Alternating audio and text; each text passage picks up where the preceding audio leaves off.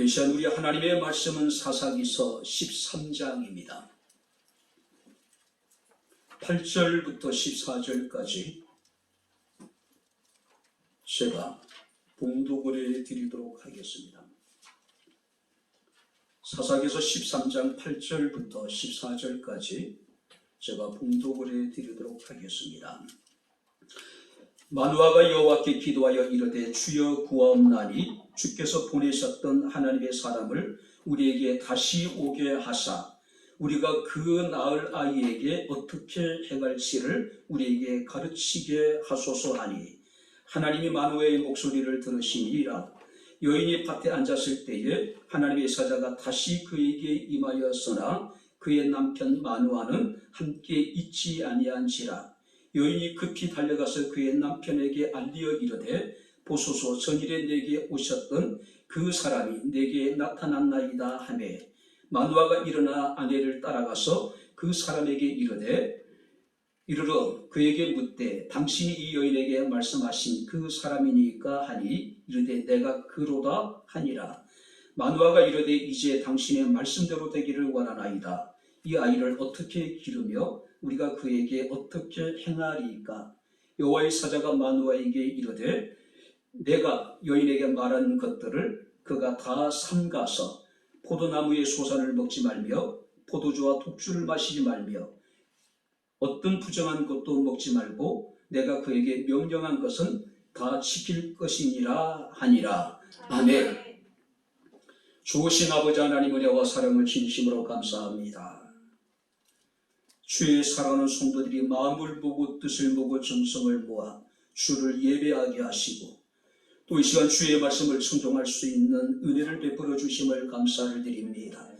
기록된 예언의 말씀을 읽고 듣고 지켜 행하는 자가 복이 있다 하셨으니 말씀이 선포되고 말씀을 듣는 이 시간이 우리에게 복되게 하옵소서. 주의 말씀을 깨달을 수 있는 지혜를 주옵소서. 예수님의 이름으로 기도하옵나이다. 아멘.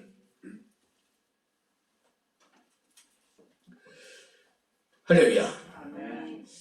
자, 우리 옆에 있는 분들과 하나님 우리와 함께 하십니다. 인사하겠습니다. 하나님 우리와 함께 하십니다. 하나님이 우리와 함께 하십니다. 할렐루야. 아멘.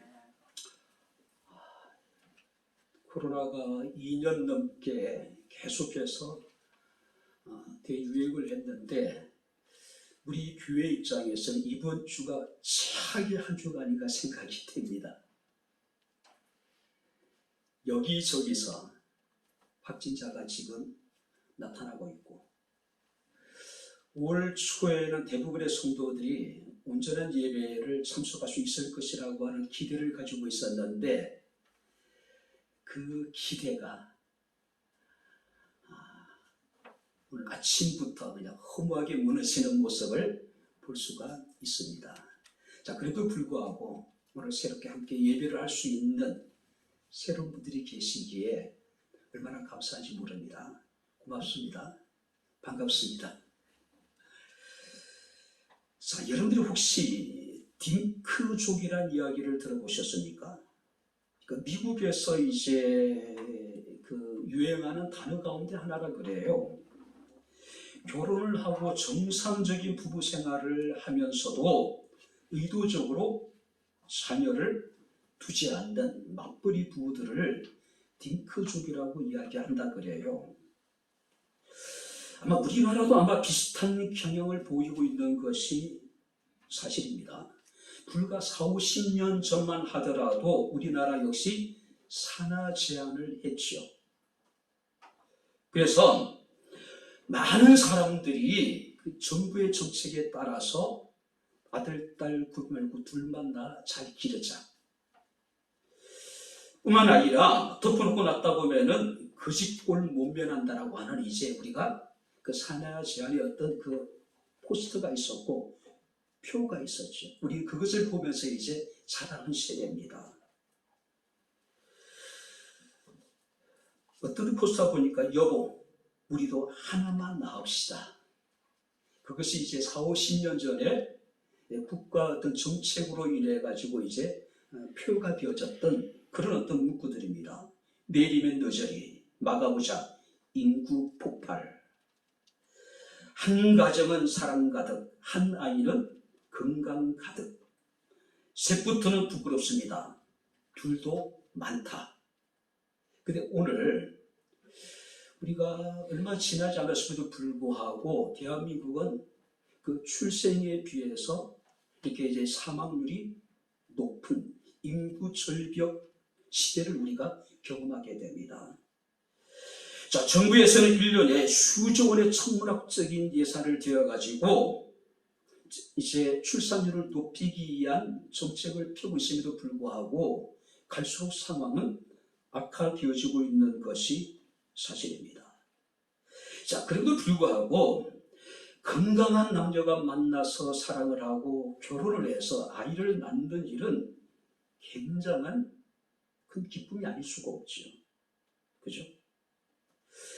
저 역시도 28살의 어린 나이에 결혼을 해서 1년 후에 첫 아이를 보았을 때에 느낀 감격은 말로 표현할 수가 없죠.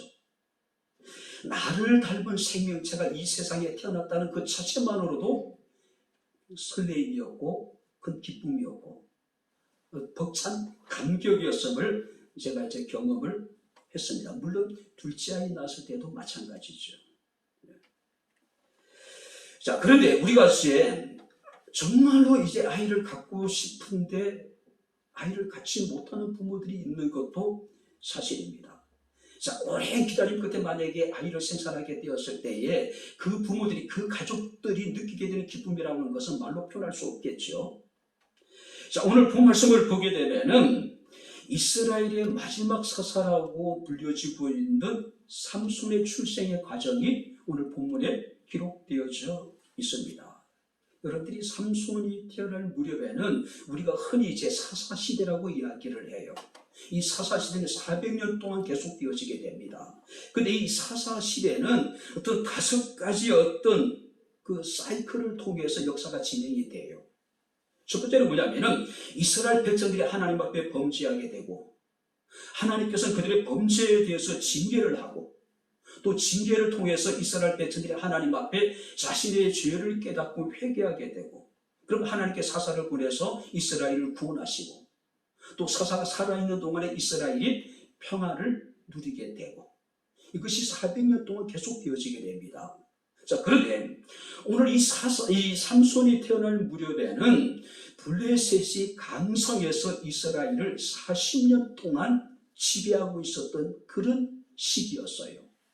근데 문제는 그들이 40년 동안 블레셋의 지배를 받았음에도 불구하고 그들이 하나님 앞에 회개하거나 그들이 하나님 앞에 부르짖는 모습을 찾아볼 수가 없었다라고 하는 거예요. 그럼 어떤 의미일까요? 아마 그들은 블레셋의 압제에 대해서 익숙해져 있었거나 그것을 당연하게 받아들였다는 사실이에요. 우리가 일제강점기 때 이강수라고 하는 작가가 민족개조론이라는 이야기를 했습니다. 민족개조론.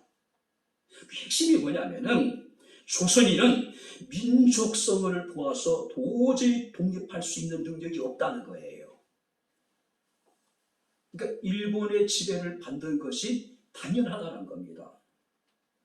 조선인은 거짓되고 조선인은 거짓과 공상에 사로잡혀 있고 조선인은 일에 있어서 용기가 없고 조선인은 빈궁하여 약점투성이기 때문에 바로 이제 일본의 지배를 받아야 된다. 그 당연하다.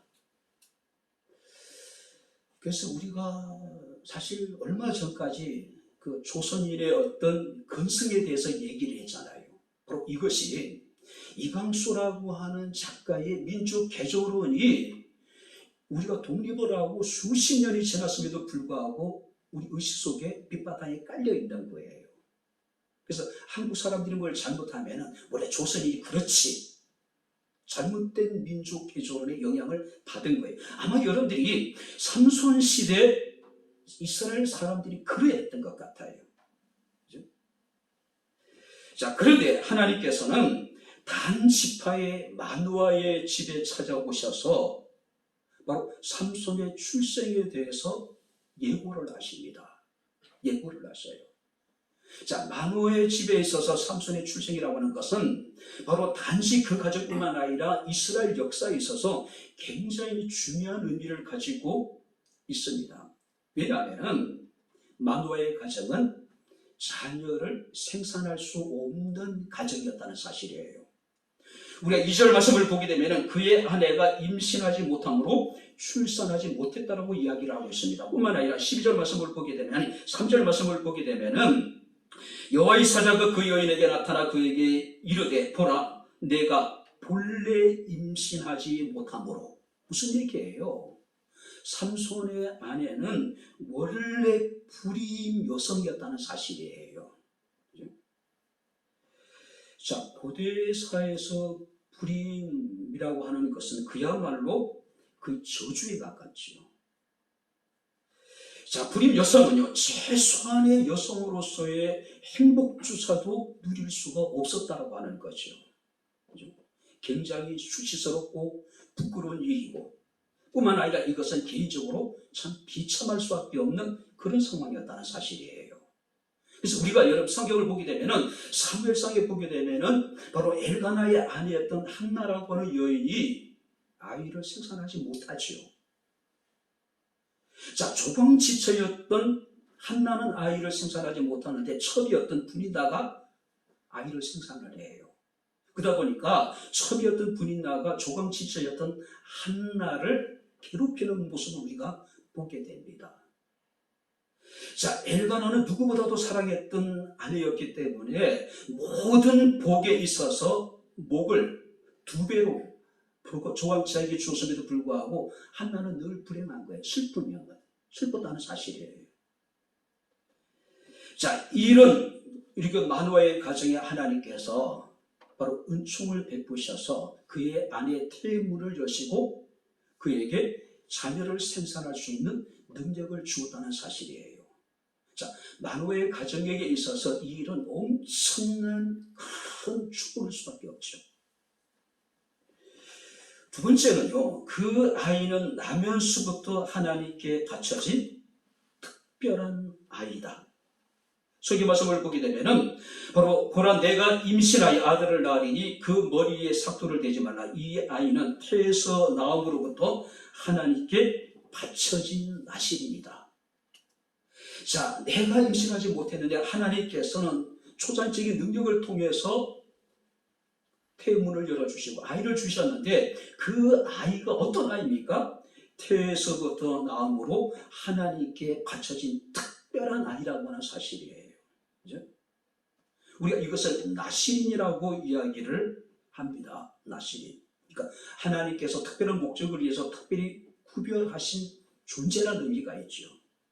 자, 그런데 바로 나실인은 대부분 남자든 여자든 간에 자신이 일정한 기간 동안에 하나님 앞에 무엇인가를 서원하고 그 서원한 것을 이루는 동안에 그들은 구별된 삶을 살아요. 부정한 것을 먹거나 만지지 아니하고 뿐만 아니라 포도주를 또 독주를 마시지 않고 더 나아가서는 이제 어떻습니까? 성경 말씀을 보게 되면은 그 머리에 칼을 대지 않고. 근데 이 삼손은 특별한 나실인이에요. 나면서부터 하나님께 구별된, 하나님께 바쳐진 나실인이라고 하는 사실이에요. 자, 그렇다면은 그 마누아라든지 그 가족들 입장에서는 엄청난 하나님의 은혜로 여러분들이 생각할 수밖에 없는 거죠. 그죠? 자, 그런데다 그 아이가 어떤 아이입니까? 성경 말씀을 보게 되면은 그가 블레셋 사람의 손에서 이스라엘을 구원할 자라고 이야기하고 있는 거예요. 당시 블레셋은요, 이미 철기 문화를 받아들인 상황이에요. 철기 문화. 그죠? 아직까지 이스라엘은 청동기 시대를 살고 있는데 블레셋 사람들은 지금 철기 시대를 살고 있었단 말이에요. 그러니 바로 이스라엘이 40년 동안 블레셋 사람들의 지배를 받고 압제를 당했음에도 불구하고 감히 뭘 어떻게 해보고자 하는 생각조차 할 수가 없었다는 이야기죠. 군사적으로 절대 강력했기 때문에 그래요. 그런데 하나님께서는 바로 삼손을 통해서 이스라엘을 구원하시겠다고 말씀하고 있음을 우리가 보게 됩니다. 마누아의 아내가 생산하게 될 그 아이가 민족을 구할 구국의 영웅이 되게 될 것이라는 이야기예요. 그죠? 아마 마누아 입장에서는 아마 큰 기쁨인 반면에 또 한편으로는 굉장히 걱정이 되지 않았을까요? 좀 부담이 되지 않았을까요? 과연 이런 아이를 우리가 제대로 키울 수 있을까? 과연 이런 아이들을 정말 하나님의 뜻대로 우리가 온전히 양육할 수 있을까? 막 걱정이 됐을 거란 말이에요. 그래서 마누아는 12절 말씀을 보니까 마누아가 이르되 이제 당신의 말씀대로 되기를 원하나이다. 이 아이를 어떻게 기르며 우리가 그에게 어떻게 행하리까로 묻고 있는 거예요. 우리의 자녀들을 우리가 어떻게 기르고 우리의 자녀들 앞에서 우리가 어떻게 행해야 될지 진지하게 우리도 함께 고민해 볼 수 있는 그런 시간이 되어졌으면 합니다. 자, 오늘은 어린이 주일입니다. 자녀들의 어떤 중요함을, 자녀들의 소중함을 우리가 깨닫고 그 아이들에 대해서 우리가 어떻게 대하고 어떻게 우리가 양육해야 될 것인가를 우리가 생각하고 기도할 수 있는 그런 주일이 되어야 되지 않을까 생각이 됩니다. 물론 우리 교인들 가운데 어린 자녀를 둔 부모는 드물죠. 그런 부모는 그런 부모대로. 그리고 뿐만 아니라 그렇게 많은 이제 그 어려움 속에서도 이 마누아와 그 아내는 나름대로 삼손을 정말로 잘 양육을 합니다. 자, 그럼에도 불구하고 마누아와 그 아내의 어떤 자녀육이 성공했느냐라고 묻는다면은 완전한 성공도 아니고 완전한 실패도 아니었을 것이라고 우리가 이제 추측할 수가 있습니다. 어버이 주일을 맞이하면서, 그러니까 어린이 주일을 맞이하면서 우리의 자녀들, 또 이 시대의 어떤 어린 아이들, 또 우리의 또 손자, 손녀들을 우리가 생각하면서 우리가 그들을 어떻게 기르고 어떻게 우리가 그들을 양육해야 될 것인가를 우리가 함께 말씀을 통해 살피면서 함께 은혜를 나누도록 하겠습니다. 자, 먼저 여러분들 우리가 우리의 자녀들을 어떻게 기를 것인가? 우리가 그들에게 어떻게 행할 것인가? 첫 번째 성경 말씀을 보게 되면은 8절 보시기 바랍니다. 마누아가 여호와께 기도하여 이르되 우리가 낳을 아이에게 어떻게 행할지 우리에게 가르치게 하소서. 그리고 12절 말씀을 보게 되면은 마누아가 이르되 당신의 말씀대로 되기를 원하나이다. 이 아이를 어떻게 기르며 우리가 그에게 어떻게 행하리까? 자, 마누아는 하나님께서 주실 아이를 어떻게 양육해야 되는지, 또 그 아이에게 자신들이 어떻게 행해야 되는지 지금 하나님께 지금 묻고 있는 거예요. 자신의 방법보다는 하나님의 뜻을 찾고 하나님의 뜻을 지금 구하고 있는 겁니다. 내 자식이 때문에 내 마음대로 키운다라고 하는 그런 어떤 욕심에 사로잡힌 것이 아니라 철저하게 하나님의 뜻대로 키우고 싶은 그런 믿음이 있었기 때문에 지금 마누아는 하나님께 묻기를 우리가 그에게 어떻게 행하리까? 우리가 그를 어떻게 길러야 됩니까? 라고 지금 묻고 있는 거예요. 오늘 우리는 어떻게 우리 자녀들을 기르고 어떻게 우리 자녀들을 우리 양육해야 될 것인가? 우리가 그들 앞에 우리가 어떻게 행할 것인가? 우리는 자녀들에 대해서 여러 가지 많은 이야기를 합니다. 나름대로 우리는 신경을 써서 자녀들을 교육을 해요. 근데 더 중요한 건 뭘까요? 우리가 그들 앞에서 우리가 어떻게 살아갈 것인가가 더 중요하다는 문제예요. 지금 마누아는 그 문제를 가지고 지금 하나님께 묻고 있는 거예요. 이런 마누아의 질문에 대해서 하나님께서는 이미 마누아의 아내에게 말씀하셨던 나시린의 규례에 대해서 다시 한번 상기시키고 있습니다. 자, 나시린의 규례가 뭘까요? 첫 번째는 우리가 5절 말씀을 보게 되면은 그 머리에 삭도를 대지 않는 것. 그 머리를 밀지 않는 거예요. 자, 이것은 민수기 6장 5절에 나실인의 규례에 등장하고 있습니다. 자, 머리를 밀지 않는다는 얘기는 하나님에 대한 절대적인 복종을 의미하고 있는 거예요. 뿐만 아니라 포도주와 독주를 마시지 말아라. 자, 포도주는 이 팔레스타인 지역에 있는 사람들에게 있어서는 그 물과 같은 의미죠. 그죠? 물을 마시듯이 그들은 일상의 생활 속에서 포도주를 음료로 사용했단 말이에요. 즉 독일 사람들이 맥주를 음료로 그냥 사용하고 있듯이. 그죠? 자, 그런데 하나님께서는 뭐라고 말씀하고 있습니까? 포도주와 독주를 마시지 말아라. 포도주가 상징하는 건 뭡니까? 기쁨이에요. 즐거움이에요. 육체적인 쾌락을 의미하고 있는 거예요. 그것을 거절한 이야기죠. 뿐만 아니라 어떤 부정한 것도 만지지 말고 어떤 부정한 것도 먹지 말라고 말씀을 하고 있습니다. 이것은 죄를 행하지 말아라. 죄악된 삶을 살지 말라는 이야기죠.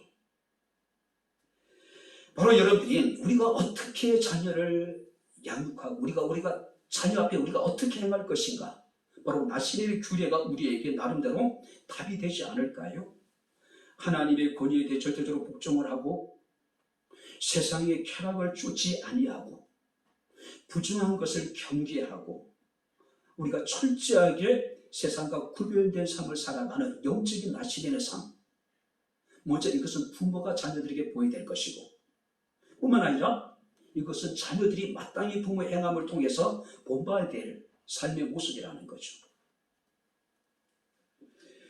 두 번째, 여러분들이 뭐라고 말씀하고 있냐면은, 우리가 성경 말씀이니까 만화가 이르되 당신의 말씀대로 되기를 원하나이다. 이 아이를 어떻게 기르며 우리가 그에게 어떻게 행하리까. 그러니까 하나님의 뜻은 앞으로 태어나게 될 그 삼손을 하나님의 뜻대로, 하나님의 방식대로 양육을 하라는 거죠. 그 하나님의 방식, 하나님의 뜻이라고 하는 것은 나실인의 규례를 지켜 행하는 것이죠. 두 번째, 우리의 자녀를 우리가 어떻게 양육하고 우리가 자녀 앞에 우리가 어떻게 행해야 될 것인가. 우리가 12절 말씀을 보게 되면은 우리가 그에게 어떻게 행하리까. 자, 우리가 8절이나 12절 말씀을 보게 되면은 우리가 낳을 아이 어떻게 행할지 우리에게 가르치게 하소서. 또 이 아이를 어떻게 기르며 우리가 그에게 어떻게 행하리까. 무슨 얘기일까요? 지금 만화가 하나님께 기도하기를 자녀를 기르고 자녀를 양육함에 있어서 이 자녀 교육의 책임은 한쪽에만 있는 것이 아니라 부모가 공동으로 수행해야 될 사명이라고 하는 거예요. 우리가. 그죠?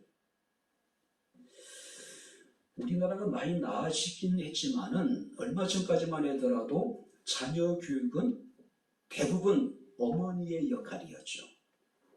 그래서 자녀들이 비행을 저지르거나 자녀들이 일탈하게 되면은 아버지는 마치 자신에게 책임이 없는 것처럼 모든 책임을 아내에게 전가시키는 경우가 얼마나 많은지 몰랐죠. 그죠? 근데 성경 말씀을 보게 되면은 우리가 그에게 어떻게 행할지를 알게 해달라고 기도하고 있는 거예요. 특별히 유대인들의 어떤 그 교육에 있어서 신앙교육은 아버지의 목이에요. 아버지의 목이에요. 지금도 마찬가지입니다. 그죠? 근데 대부분의 여러분들이 사람들은 아내에게 모든 것을 이임한다고 해야 될까요? 좀 책임 회피가 되겠죠. 그리고 잘못되면은 집에 있으면서 뭐 했느냐라고 맞벌이를 하면서 마치 모든 자녀의 교육의 책임은 아내에게 있는 것처럼 그렇게 치부해버리는 사람들이 많이 있잖아요. 그죠? 우리가 낳을 아이에게 어떻게 행할지 우리에게 함께 자녀 교육을 담당하겠다는 이야기예요. 하라는 이야기죠. 이 아이를 어떻게 기르며 우리가 어떻게 그에게 행할지 알게 해달라. 어떻게?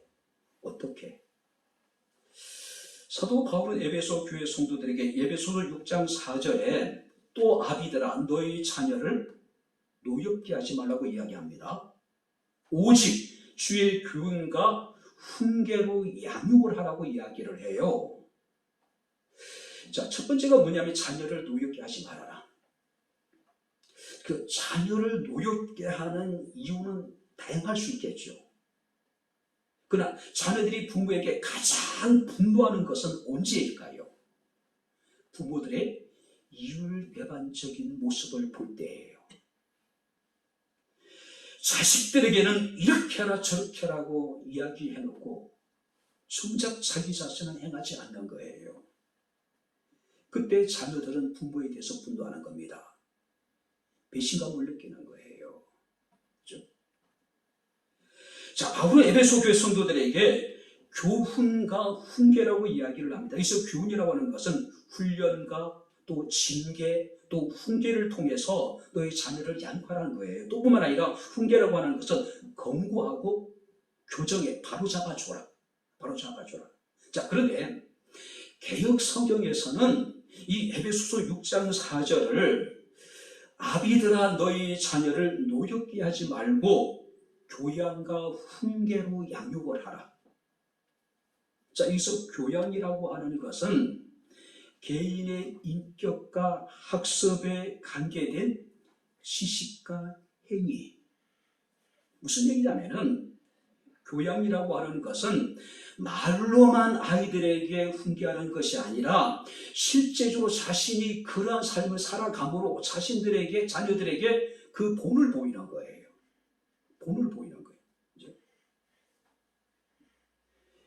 교양이라고 하는 것은 우리가 책을 옆에 끼고 고상하고 우아한 모습으로 자녀들에게 이야기하는 그런 것이 아니라 실제 무엇인가에 대해서 본을 보임으로 자녀들로 하여금 그것을 본받게 하는 것, 이것이 교양 있는 부모라고 하는 사실이에요.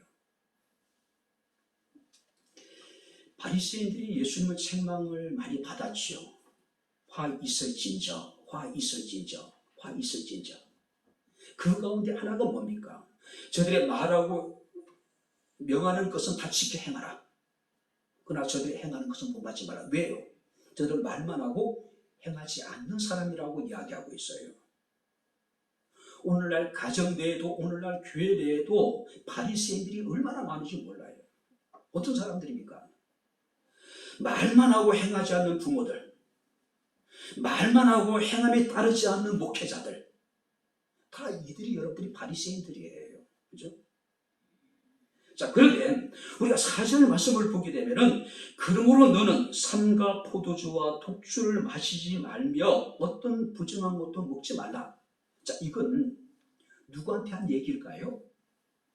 삼손에게 적용될 나실의 규례일 뿐만 아니라 삼손을 잉태하게 될 마누아의 아내, 삼손의 어머니에게도 하나님께서는 나실인의 규례를 지금 적용시키고 있는 거예요.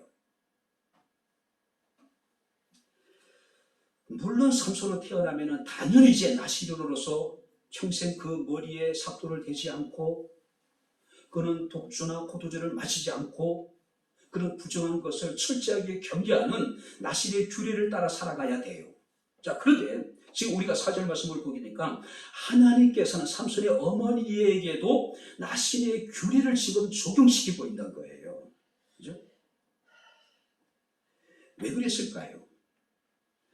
나실인에게 이제 그 잉태를 하게 되겠죠. 그 아이는 이미 뱃속에서부터 이제 하나님께 구별된 나실인이에요. 자, 그런 측면에 봤을 때에 왜 마누아의 아내에게 이런 규례를 적용시켰을까? 태아에게 미칠 영향력을 하나님께서는 이미 생각하시고 마누아의 아내가 임신하는 그 순간부터 철저하게 나실인의 규례를 따라서 그가 구별된 삶을 살아가라는 이야기예요.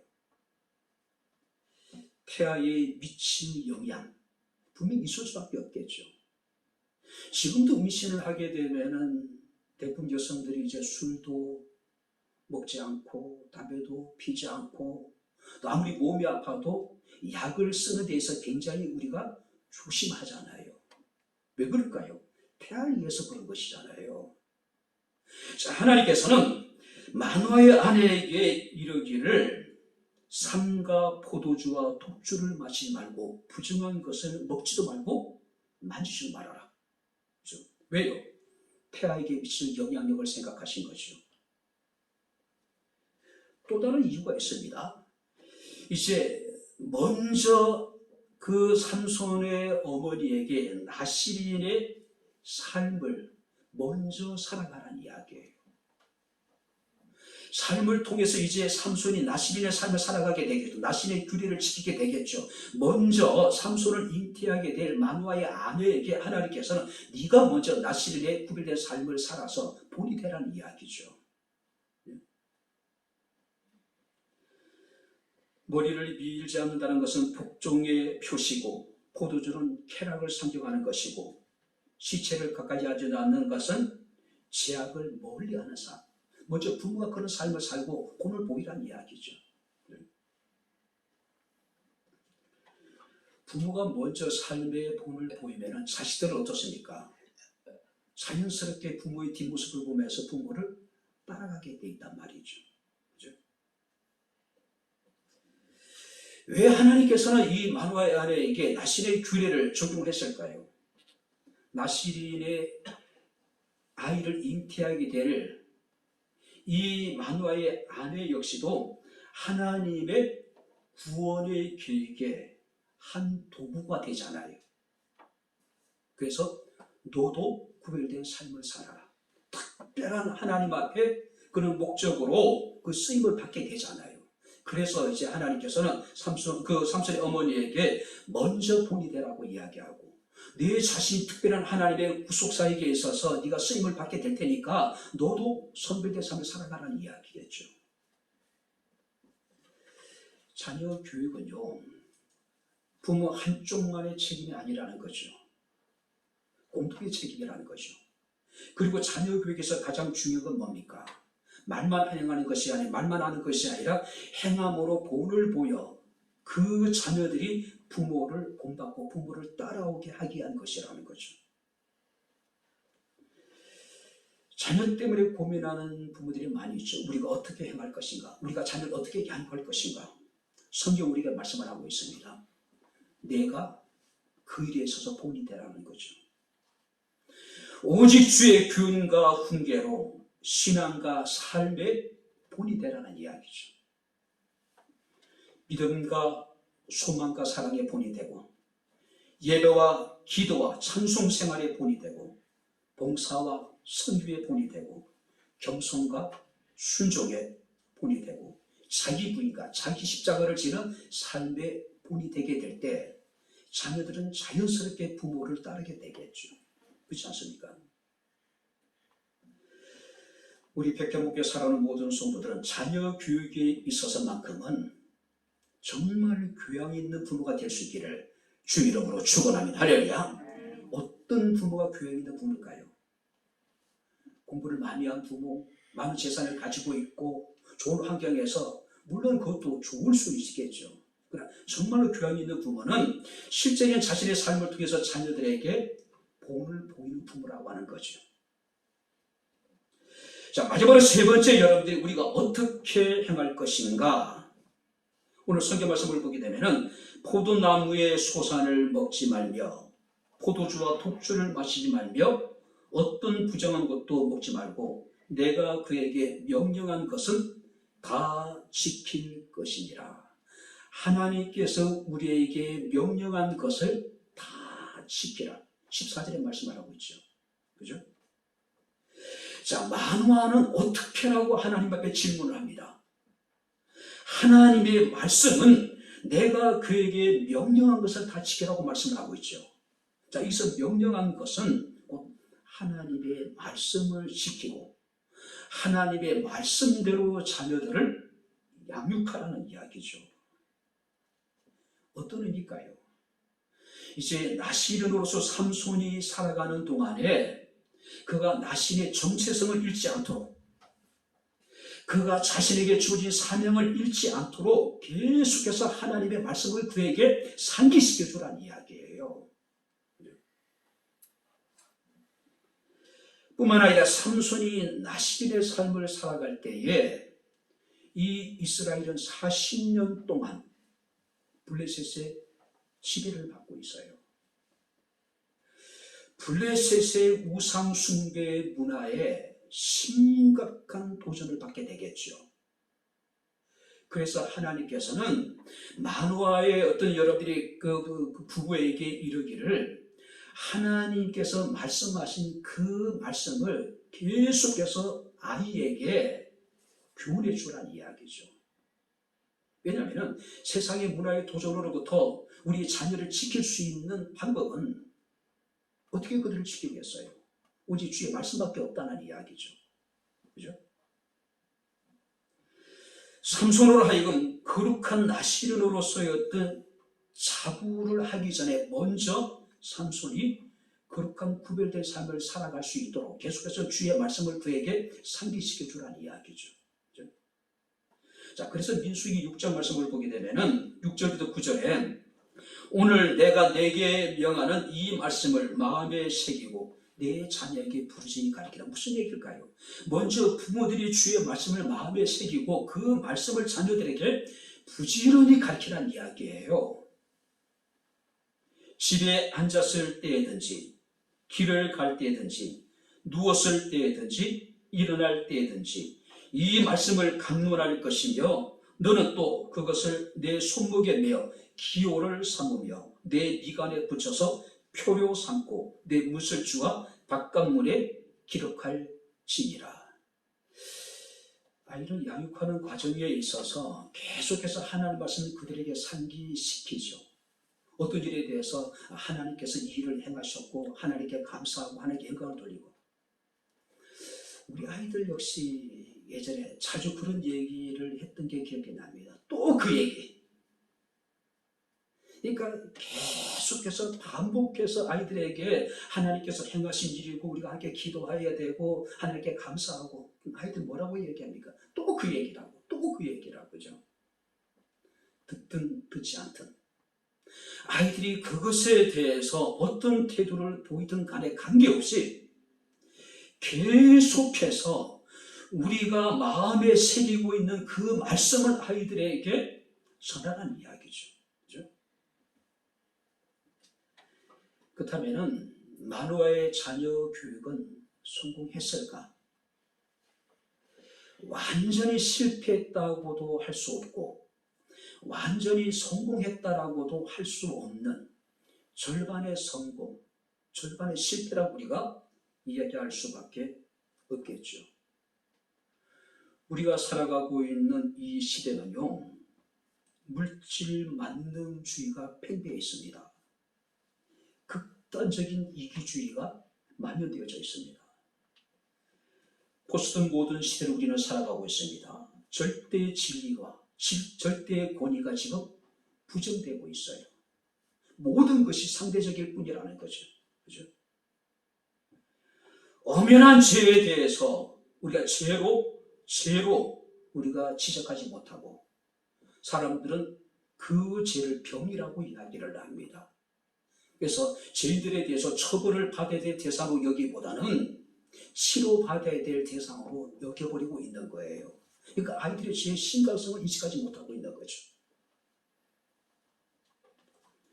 상황분리가 우리의 의식을 지배하고 있습니다. 그럴 수밖에 없었다라고요. 누구나 그런 상황 속에서는 모두가 다 그럴 수밖에 없었을 것이라고 자기 합리화에 자기 변명에 급급한 시대를 우리가 살아가고 있습니다.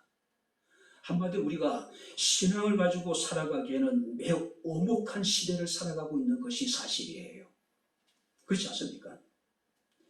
이제 아이들에게 신앙 교육이 교류되고 배제되고 있는 것이 사실이에요. 교회 장로임에도 불구하고 교회 안수집사고 권사임에도 불구하고 자녀들의 신앙에 대해서 우리는 별로 귀치를 않습니다. 그죠? 이런 오목한 시대에 우리의 자녀들을 어떻게 우리가 양육하고 그들 앞에 우리가 어떻게 행할 것인가를 우리가 한번 깊이 생각해 봐야 되지 않을까요? 우리가 요한 1서 5장 4절에 보니까 무릇 하나님께로부터 난 자마다 세상을 이기느니라. 세상을 이기는 승리는 이것이니 한번 따라해 보시기 바랍니다. 우리의 믿음이라. 할렐루야. 아멘. 엄혹한 시대에 세상을 이길 수 있는 것은 단 하나예요. 믿음밖에 없다는 이야기예요.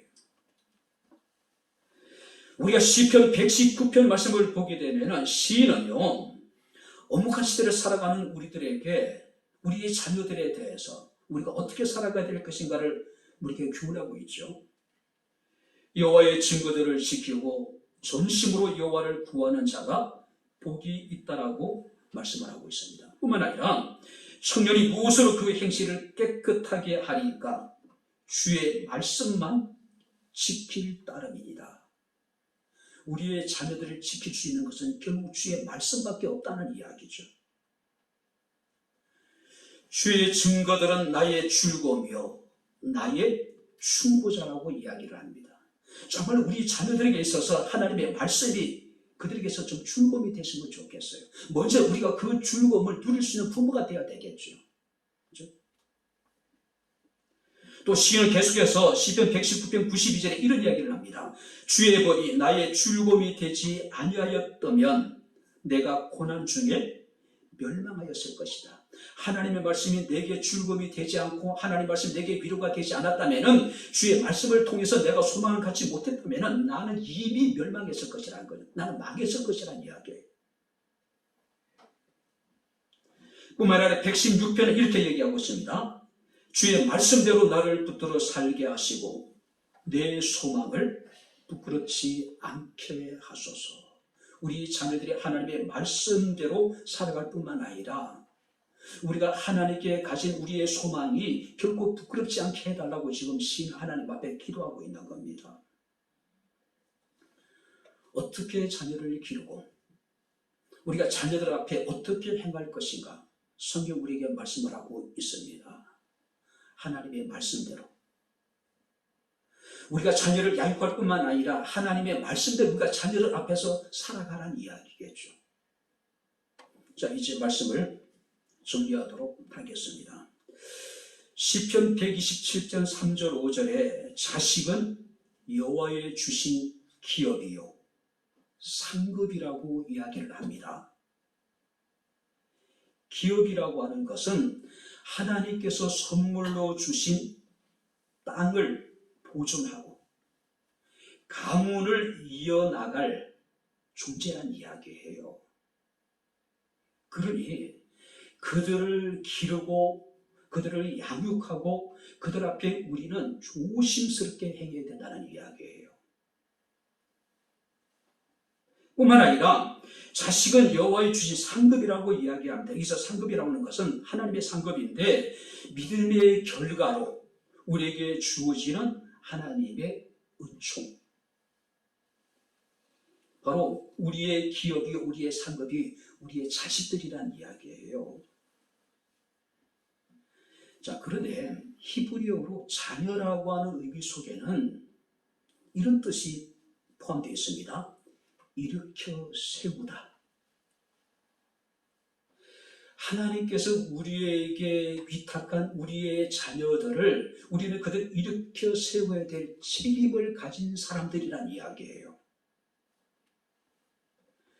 자녀들이 세상을 살아가다 보면 삶의 무게에 눌려지게 될 것이고 또 넘어지게 될 것이고, 그죠? 깊은 좌절과 절망에 그들이 때로는 주저앉을 수 있을 거란 말이에요. 부모는 그런 자녀들을 일으켜 세워야 될 책임이 있는 거예요.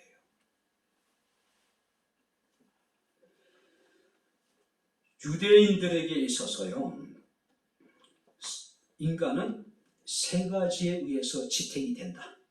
첫 번째가 뭐냐면은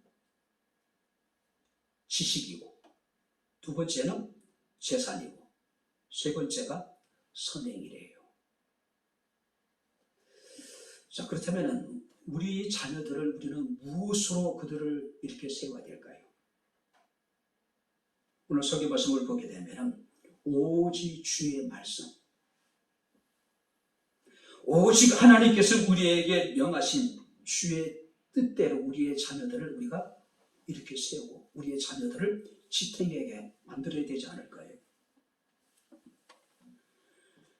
세상의 수많은 미혹과 우상들로부터 우리의 자녀들을 어떻게 보호할 것인가? 지금 세상 사람들은 한결같이 자기 소견에 옳은 대로 행하고 있습니다. 많은 젊은 사람들이, 어린 아이들이 자신의 존재의 이유와 존재의 목적에 대해 뭐라고 얘기합니까? 부모들이 그렇게 교육을 시켜요. 네가 좋은 대로, 네가 좋아하는 것 행해. 그러니까 자아실현이 우리 인생의 목적이 되어버리는 거예요. 자신의 자아를 실현하기 위해서는 다른 사람에게 어떤 짓을 하고 어떤 피해를 끼쳐도 괜찮다는 이야기예요. 다른 사람을 밟고 올라서라는 이야기예요. 그렇게 해서 자신의 자아를 실현할 수 있다면 그렇게 하라는 이야기죠. 우리는 하나님의 말씀과 기도와 자녀를 향한 뜨거운 사랑으로 우리의 자녀들을 이렇게 세워야 될 것이고 또 그런 자녀들을 우리가 받쳐줘야 될 책임이 우리에게 있다고 하는 거죠. 자녀 교육에 있어서 최선은 뭡니까? 부모가 모든 것에 있어서 본이 되는 거죠. 그렇게 우리가 자녀를 잘 키우게 될 때에 우리의 자녀들의 미래가 바로 세워지게 될 것이고 그런 자녀들이 우리의 가문을 세우게 될 것이고 우리의 가정을 세우게 될 것이고 그런 자녀들이 교회를 세우게 될 것이고 그런 자녀들이 결국은 국가를 세우고 그런 자녀들을 통해서 하나님의 나라가 이 땅에 세워지게 되겠죠. 이 아이를 어떻게 기르며 우리가 그에게 어떻게 행하리까? 성경 말씀하고 있습니다. 하나님의 뜻대로, 하나님의 말씀으로 철저하게 부모가 함께 공동의 책임을 지고 행함으로 자녀들을 양육하라고 우리에게 말씀하고 있음을 우리가 봅니다. 바라건대 백현국에 살아오는 모든 성도들이 정말 자녀 교육에 있어서만큼은 자식 농사에 있어서만큼은 참으로 성공할 수 있는 사람이 다 되었으면 좋겠어요. 우리의 자녀뿐만 아니라 그 자녀의 자녀들이 또 그 자녀의 그 자녀들의 또 그 자녀들이 다 그랬으면 좋겠습니다. 우리 자녀들이 믿음 안에서 든든히 세워지고 주의 뜻을 이루며 하나님의 영광을 나타내서 정말로 가정을 세우고 교회를 세우고 국가를 세우고 하나님의 나라를 세워가는데 귀하게 쓰임받을 수 있는 소중한 우리의 자녀들이 다 될 수 있기를 주님 이름으로 축원합니다. 기도하겠습니다. 하나님 아버지 하나님의 은혜와 사랑을 진심으로 감사를 드립니다. 오늘도 주께서 저희들을 사랑하시고 우리에게 은혜를 베풀어 주셔서 우리가 우리의 자녀들을 또 그 자녀들의 자녀들을 이 시대의 어린 아이들을 우리의 다음 세대들을 어떻게 기르며 어떻게 그들 앞에 행해야 될 것인가를 주의 말씀을 통해서 깨달아 알게 하심을 감사를 드립니다. 주의 뜻대로 온전하신 주의 말씀으로 자녀를 양육하게 하시되 모든 삶에 있어서 전부 우리 부모된 자들이 먼저 믿음의 본을 보임으로 우리의 자녀들이 우리의 뒷모습을 보고 우리를 따라올 수 있도록 아버지 하나님 시간 참으로 교양 있는 우리 모든 부모들이 될 수 있도록 여호와께서 은혜를 베풀어 주시기를 원합니다. 우리 자녀들이 바르게 세워져서 저들이 우리의 가정을 세우며 교회를 세우며 국가를 세우며 하나님의 나라를 세우는 데 있어서 귀하게 쓰임을 받을 수 있는 주의 택함을 받은 거룩한 자녀들이 되게 하옵소서. 예수님 이름으로 기도합나이다. 아멘. 이제는 우리 주 예수 그리스도의 은혜와 하나님의 크신 사랑과 성령님의 교통, 교제의 제 충만 역사 인도하시니 살아계신 하나님을 영과 진리로 예배한 주의 사랑하는 모든 성도들 머리머리 위에 저들의 가정과 직장과 사업장과 이 교회와 이 나라 이 민족 위에 지금부터 영원토록 함께 있을지어다. 아멘.